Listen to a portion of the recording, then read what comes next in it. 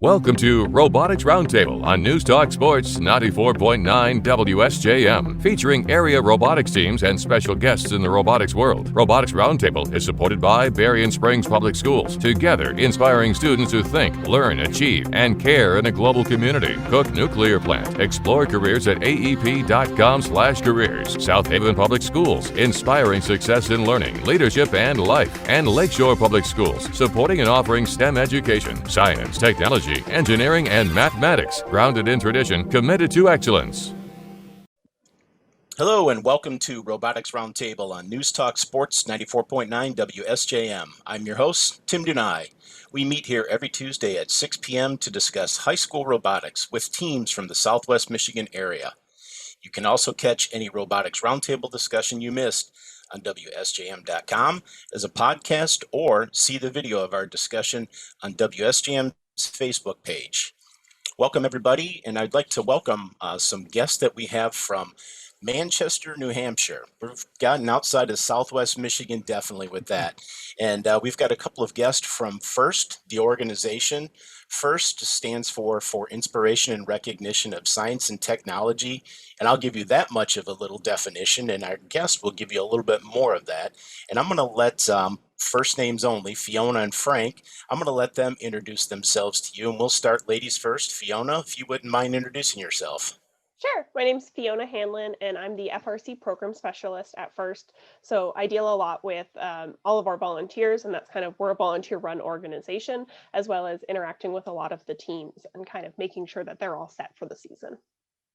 Very good. And we'll go into defining what all set is. Frank, if you wouldn't mind introduce yourself.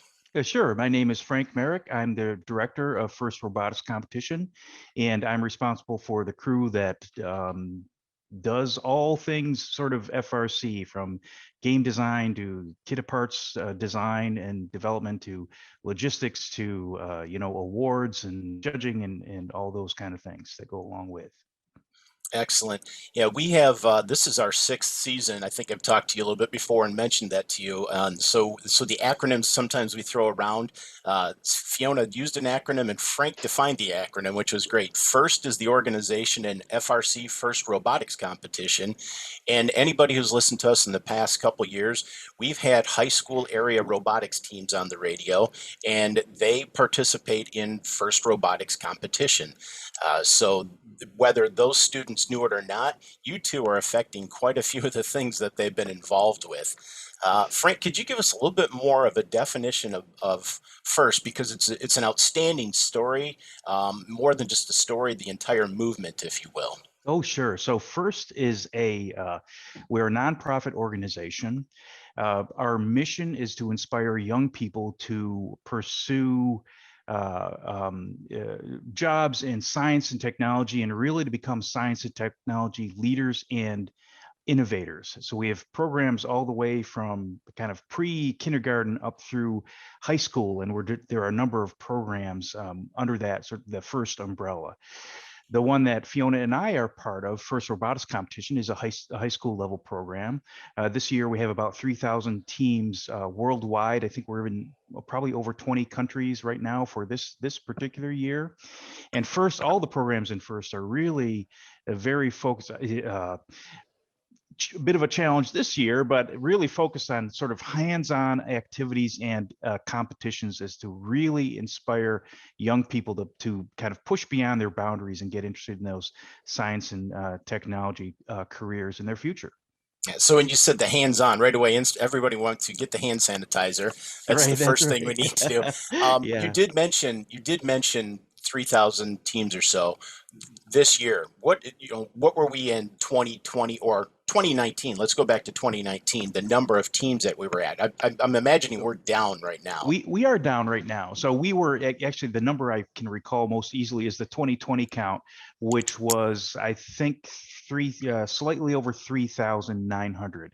And so right now, the last time I looked for 2021, we're at 3,077, which is actually much better than any of us honestly anticipated. Of course, we always hope for the best, but our goal was lower than that, because what we had to do for 2021, of course, was redesign the program. Mm-hmm. So it was no longer focused on sort of in-person competitions, but these challenges that teams could pick up at home and do at home. And for the most part, do completely remotely. So all the students, all the mentors could actually be remote, assuming they had the technology available, which, not everyone does, and we recognize that. We did our best to kind of see what we could do there to make sure that sort of just a limited amount of technology would kind of get you where you needed to go in terms of participation.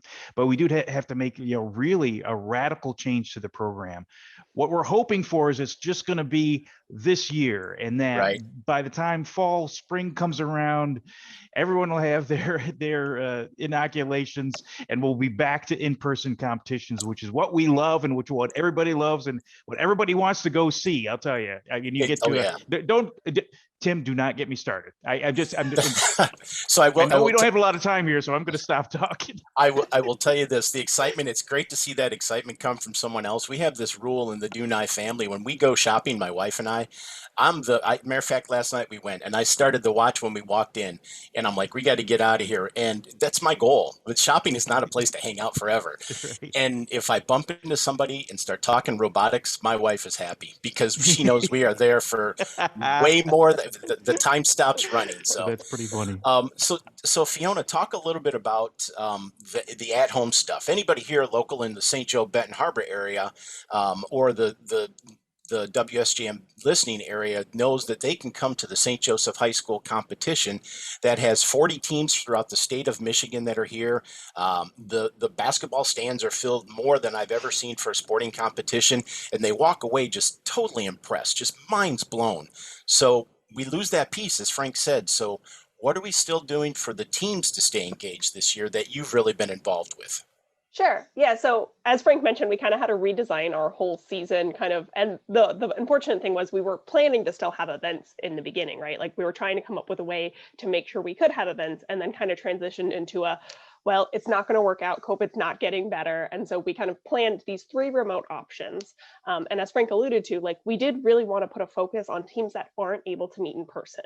Because of how the health and safety regulations really differ from area to area, we wanted there to be at least one option for teams to participate in. And so we came up with 3 ideas. So we have the game design challenge, which is an opportunity for teams to actually create a game for first robotics competition. And there's a series of awards that go along with this. So the team creates a game, they get an interview with judges, and then they may win one of the awards. If they're chosen as one of the top teams, they actually move on to the next level, and they have the chance to actually pitch their idea to headquarters staff. And the top games from the season will actually be chosen and put on what we call our shelf. And so that's actually how we design games for the future. And so moving forward, we'll actually be picking one of those games and trying to incorporate it into a future FRC game. So it's a really exciting opportunity for teams because that game will now be associated with that team when we go to play it in the future. Yeah, so I am as you know, Fiona, I am a judge advisor, and I'm a judge advisor for the Game Design Challenge. And I saw some of the team submissions yesterday, and I will admit, anybody who's been a part of FIRST, here's some of the stories or the questions about when's the water game. I will tell you that was the first thing I was looking for is where's the water game. But still, it was these designs that are out there, and it's more than just the game. It's the theme behind the game, which was really impressive to see. So that's one of the challenges that we're working on. What else are they doing with maybe an investment that they already had in last year's robot? Yeah, so one thing I'll just add for the game design challenge real quick is I think that's really cool about it is like you can engage all your team members because there is a lot of engineering that has to go into the field design, right? And so this was a cool way that teams who are completely remote could actually do both like the imagery side of things, the business side of things, and then obviously the engineering side with designing field elements. So that's actually the one I'm personally the most excited by. But moving on to the next one is the Infinite Recharge at Home. And so that's based on our 2020 game, so Infinite Recharge, and it's got a little bit of modifications. But the whole point here was that if teams are in a place where they can actually meet in person in some amount, so some teams are having 2 or 3 members going into their school, some of them are practicing in a parking lot, like anywhere that you can kind of set up this field, you can play the game. And we made it really easy for teams. So even if you don't have the field element, the wooden field element designs, like you can shoot at a wall. But there's a series of challenges there that teams can compete in. And we know that some teams have shooters and some teams don't. So there's a good mix of challenges that we designed. So that way, no matter what kind of team you, like what type of robot you designed, you can still participate in this. And we've seen a great deal of excitement around this. Teams are really excited. A lot of them are like time-based challenges. And so you can see like on some of the different forums, teams are like, oh, this is my score. And this other team's like, oh, I beat you. I have this score already. And so I'm really excited to see now that the groups are officially finalized, how the teams start to kind of bring themselves up. Yeah, so there's in my area, I've liked several of the Facebook pages, so I see some information, and I see how teams are doing their scouting, things that they've always done in the past. They're still doing it now with the new announcement of the alignment of which field that they're participating in, if you will. And then also a little bit later here today, I'm going to interview the Green Engineers out of Berrien Springs. And I know I've talked with them a little bit, and they've had some new kids that came in and they got to start driving a chassis. And now they're already looking forward to those challenges that they still get to do with the robot, which is great. The downside is the spectators, we don't get to see that. But for the students, the fun of the competition and the engineering aspects are all still there. So those are the things that we love about participating in FIRST or being involved with it. We are doing, this could have been an hour-long interview, and unfortunately it's going to be a shorter one with you guys. If you guys could probably, I'm going to give you about a minute or so each. Tell me your involvement. I can see excitement from both of you. How did you get involved with FIRST?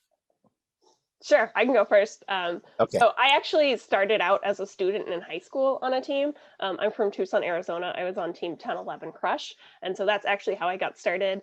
And I instantly fell in love with the program, everything about it. I pretty much did every role on the team that I could think of. And after I left, I actually became one of the lead mentors for the team because our previous lead mentor had to step away to ensure that that team kind of continued on. So I was doing that while I was in college. And after I graduated college, I saw this job opening at FIRST, and I thought, what better fits me than that? And so I applied and I got the job and moved across the country. And now it's, I don't know, 4 or 5 years later, and that feels like forever ago. Well, I can speak for the volunteers. We're glad to have you, and I'm sure Frank is too. Delighted to have Fiona on the team. She's wonderful, terrific. Right. Really How about you? Core contributor. How about you, Frank? How did you get involved? So it was 2003. I was an engineering manager at actually a manufacturing facility for Rockwell Automation that happened to be at the time in Manchester, New Hampshire. It's no longer there. It's a grocery store now. But at the time, I got a cold call from a local team from Manchester Central High School, 131 Chaos. And they just asked to speak to the engineering manager, and it happened to be me. And they said they had lost their build site and brought him in, talked to him, got him a build site in our basement, started mentoring them. Some of the other engineers in the facility also started mentoring the team. From there, started FLL teams, junior FLL teams, and really just kind of fell in love with FIRST. And I guess it's about 12 years ago now, an opening came up at FIRST, and I applied. I actually applied to the opening that they had was for, at the time, we don't no longer have this term, but the FIRST Lego League Junior Program Manager is the one I applied for. And they had this freak opening that happened to be for a deputy director of FRC. And and things just fit. I happen to have the engineering degree that they were looking for in the FIRST background. I've got an MBA, so all those things just kind of fit. And honestly, I got a job at FIRST that I never applied for. So that's what I like to say. And it's just been a dream. It's a terrific job. I get to work with amazing folks like Fiona on the staff, so dedicated, so really determined to do the best for the teams and the volunteers and everyone that's participating, the sponsors and everyone else. It's been fantastic. I'm the luckiest man in the world. Great. Well, I couldn't have asked for better response and feedback. I appreciate the story and the information from you guys, the time.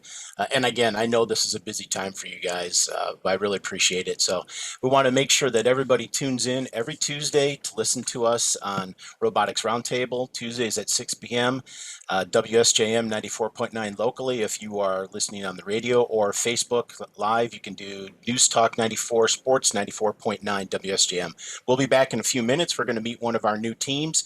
And again, thank you, Fiona and Frank, for participation. Thanks so Really much for having appreciate us, it. Tim. Really appreciate it. thank you. Great. Thanks, guys.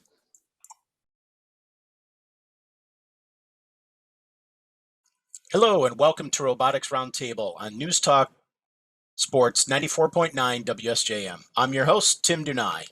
We meet here every Tuesday at 6 p.m. to discuss high school robotics with area teams from Southwest Michigan. You can also catch any Robotics Roundtable discussion you missed on WSJM.com as a podcast, or see the video now of our discussion on WSJM's Facebook page. So welcome again, everybody. Tonight, we are joined by the Greengineers from Berrien Springs. In the world of FIRST Robotics, every team has an official number. This is team 3452. Wave hello for those on Facebook, guys. There's our Greengineers friends. I want to have you guys go around the horn here and introduce yourselves. Tell me your name, the grade level that you're in, maybe how long you've been involved with robotics. And we'll start with Devin. You're the veteran. Let's have you go first. So my name's Devin. I'm a senior. That's 12th grade, and I've been on the team for this being my 4th year. Thank you. Whoever feels like going next. My name's Vincent. I'm in 8th grade, and this is my first year on the team.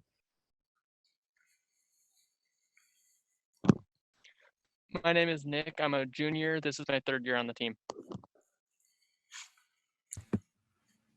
AJ?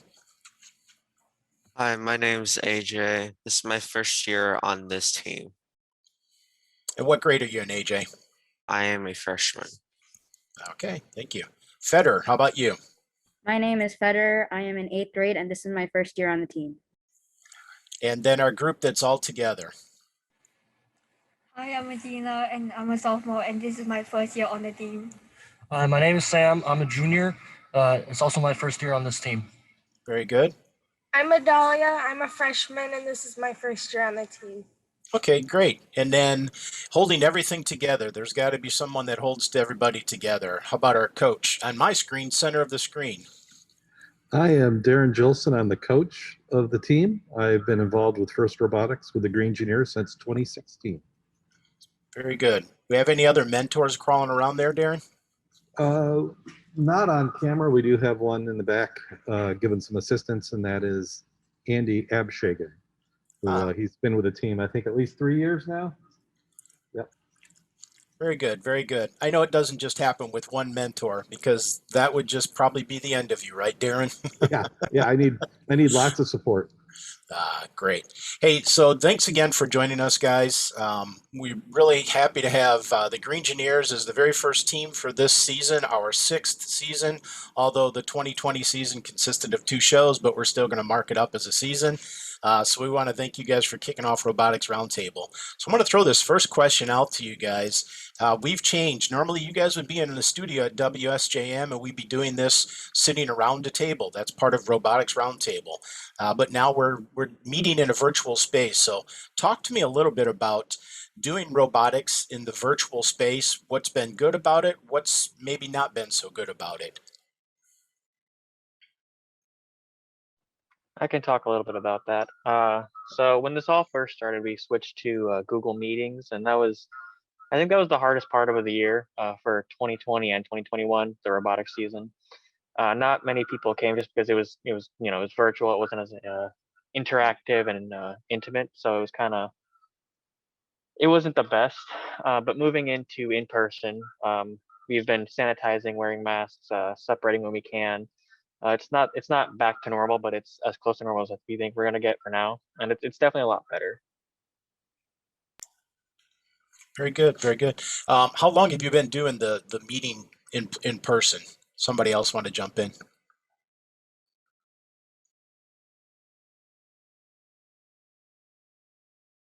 We started meeting in person in September, about the time school went back. We just had the opportunity. We meet off-site, just a little bit off campus, and when school went back to meeting in person, we did. We've been following what the school's guidance has been for STEM classes. So, and safe to assume it's, practicing social distancing. I see everybody here is wearing masks, so we've adopted to utilizing that. Sanitizing, washing hands as frequently as possible, correct? Yes. AJ, so tell me a little bit about, you said that you've participated in robotics in the past. What has been some of the pieces that are different? You expected to do a certain thing when you came into high school robotics, different maybe than middle school. So what stuff have you missed out on, and what things have you still been able to do? Some things I've missed out on, I mean,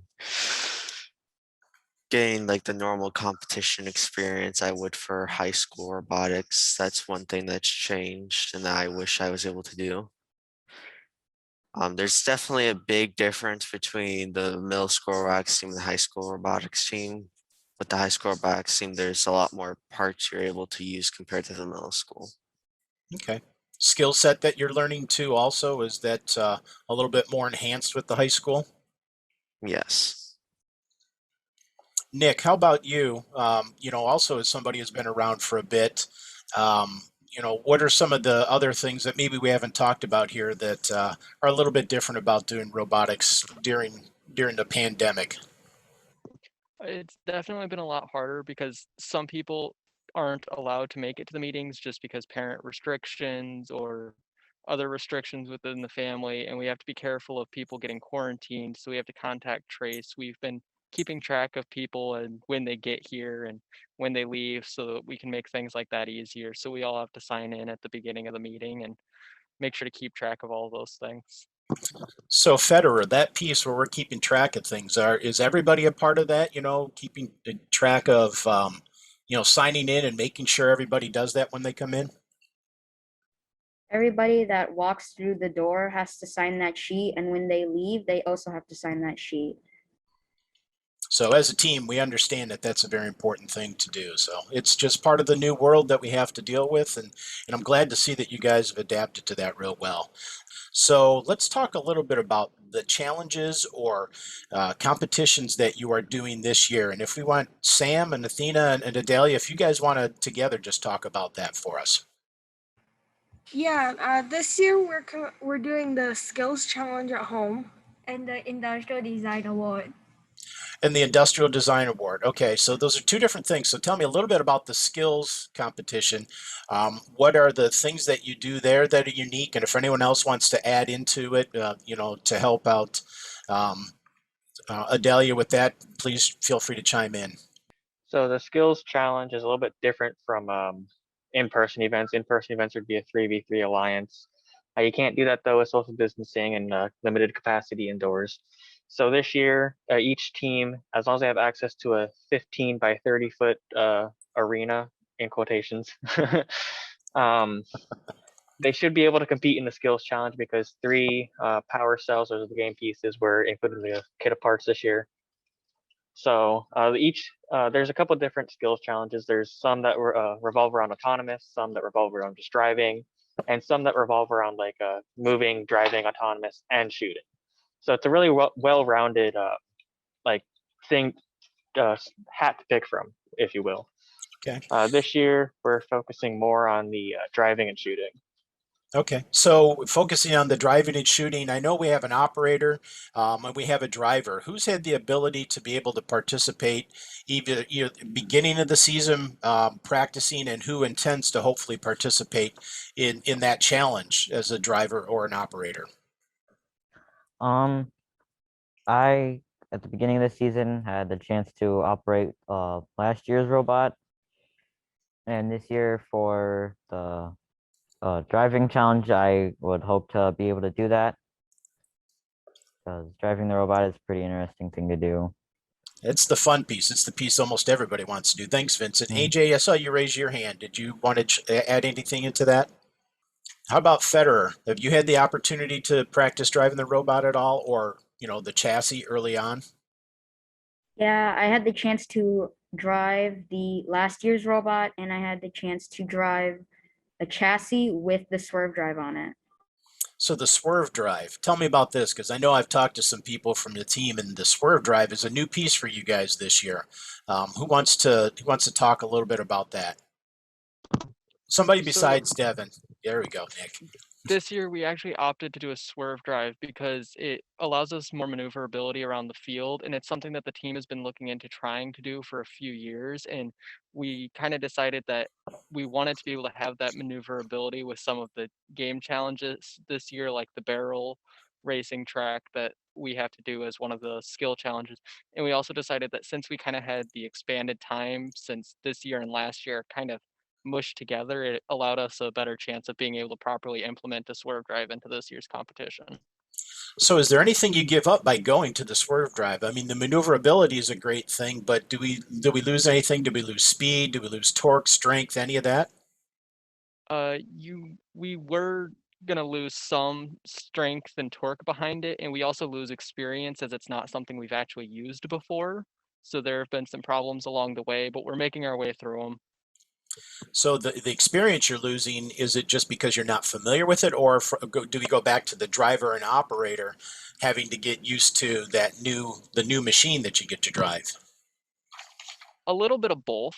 We haven't messed with it much in the past besides till this year when we started working with it. So putting it together, there were some issues at first, and learning the programming has been a little difficult. But then even once we've gotten there, the driving is definitely a lot different than a tank drive. So it takes some getting used to with the driver on the driver's end. I see. So I'm curious then, would it be fair to say that even some of the students who have just joined in, this being their first year, they're maybe at the same place as far as experience level, being able to drive that swerve drive as some of the veterans? Yeah, everybody here is pretty equally balanced to be able to drive because none of us really have the experience with it yet. So that's great news then for Sam, like Sam and Federer, they want to be able to drive and they can come in and say, hey, I've got just as much experience as the veterans, right, Sam? Yeah, and also the Swerve Drive presents a programming challenge because the program we only know how to do the tank drives, which is what we've been doing, and Swerve Drive means it's a new challenge for the programming team. So tell me about that from a programming standpoint. Who's helping you get through the programming pieces, that learning a new skill set? Our mentor Max, he is not on the Zoom right now, but he zooms with us every single time we come and helps us through the barriers and challenges. Yeah, Max Dreer, he's an alumni, and actually I'm going to get together with him and a couple other alumni from the Green Engineers and talk a little bit about what they're doing in their careers right now. And this is the point in the show where we'd like to let the students and the mentors give a shout out. This is something we started in the very first year of doing the show, and it's always worked out kind of nice. You get to find out some of the people who are influential in the students' lives. So, Federer, let's start with you. Somebody you'd like to give a shout out to. I would like to give a shout out to NASA for sponsoring us this year. Very good. If you're going to have a sponsor, NASA's a pretty good one to have. AJ. I would like to thank Coach Darren and him being able to still be here, allowing us to continue robotics this year, even during all of COVID. So much appreciated, Darren, for the work you're doing this year and then you've done in years past. Vincent, how about you? I'm gonna have to thank my science teacher, Miss Yusan, for bringing this up to me because I would not have found this if she hadn't brought it up. And also want to thank my mom for bringing me here every day. Very good. Always good to thank mom. Usually moms are involved with meals. I've just found it's good to thank moms. Nick, how about you?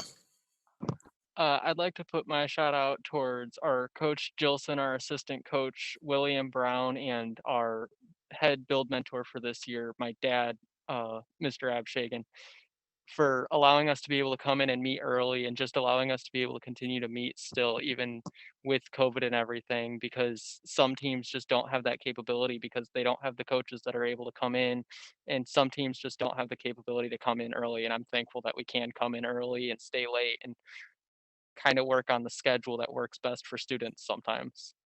That's excellent. It's good that you show some gratitude too for them. It's a little bit extra that they have to do. Plus, you get the opportunity to work alongside of them and learn from them.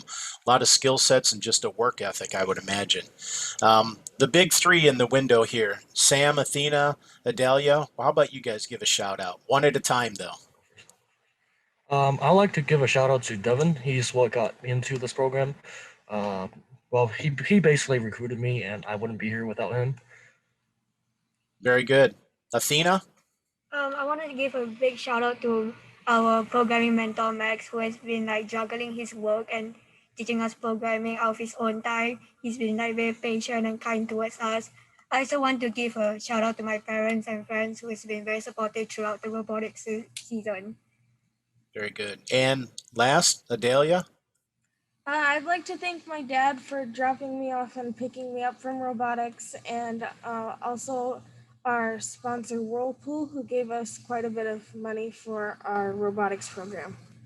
Yes, we cannot do this without sponsors. Devin, would you like to add anything? Just another big shout out for the mentors, because like Nick said, we're coming in early, staying late. Can't do it without them, because don't want to chop off a hand. But really, just a big shout out to them, because they're always on time, but some of us aren't, myself included. So thank you to all the mentors. Very good. Darren, how about you? Anybody you want to give a shout out to? Yeah, I'd like to give a shout out to all the parents in supporting their students and participating this season. And a special shout out to our new assistant coach, William Brown. He's a math teacher at the Berrien Springs High School and already proven to be a very valuable member of the team. Also, all our mentors. The one thing that's great with the program is that we tend to not lose mentors, we just keep building. So we have a strong mentor support. And then, of course, all our sponsors. Yeah, there's one thing I've noticed throughout the years in being involved with robotics is the mentors, even after their students graduate, they tend to still hang around because, well, they just don't have anything else to do and they've gotten so used to it, right, Darren? Yes, yeah, once you've gotten started, you're hooked. You can check out anytime you'd like. You can never leave. That's pretty much what it is. So tell me a little bit about Mr. Brown. How did he reach out to the team, or did the team reach out to him? How did you gain an additional mentor? Well, our previous coach, Stacy Annis, who's still involved with the team, was just so busy with work, partially pandemic related, that we needed some additional support. So working through the school system, the administration, they had identified William Brown as a great candidate. He's a math teacher. Students really love him. He's involved in a lot of activities, and they were able to free up some of his time so he could help us out. Well, that's excellent. That's always, like I said, it's great to have a mentor come in, and especially have a mentor who can hit the ground running and become a very valuable piece of the team. So I've got one last question I'd like to ask, and I'd throw it out to everybody, is, maybe we'll start with some of the first years. Coming into robotics, tell me about something that you've been able to do that you did not even begin to think that you would be doing as a part of robotics. And I don't care if it's programming, if it's building, if it's just learning an additional skill set from the mentors. Just go ahead and share something with me there. And I'm going to start with, we'll start with Federer. I only wanted to, or when I joined robotics, I wanted to build the robot and be engaged in the process of building the robot. This year, I got involved with doing the website, little parts of it, and doing CAD. Good. Very good, very good. So those aren't things you were planning on. How about anybody else wants to share a little bit? I'm working with Java for the first time. I never did that before we started programming the robot, so that's kind of cool. So a programming language, correct? Yes. Yeah, that's also the same for me. I worked with C# before, and it's also my first time working with Java. Athena, since we're talking to that group, what about you? Oh, so like I joined like another robotics team last year, and I was working more of like mechanical and electrical, so I didn't actually thought about programming until I came to this team. I was like, why don't I try something new? So when I first started programming, it was actually very challenging for me because I didn't have much experience. And then Max, our mentor, managed to like teach us both digitally and like hands-on base, showing us how like the code is executed on the robot. So do you think doing the programming piece also helped you, or I should say you were helped with your electrical and background and mechanical, understanding that, knowing those pieces? Do you think that helped by then when you started to do the programming, because now you're tying everything together?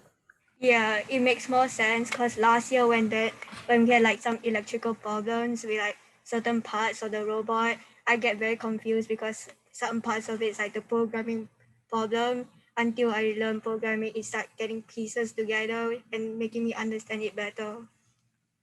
Nick, how about you? I mean, now this is third year, I think you said, into this. So things you've done this year, but even in your lifetime within robotics that you never really expected you'd be doing.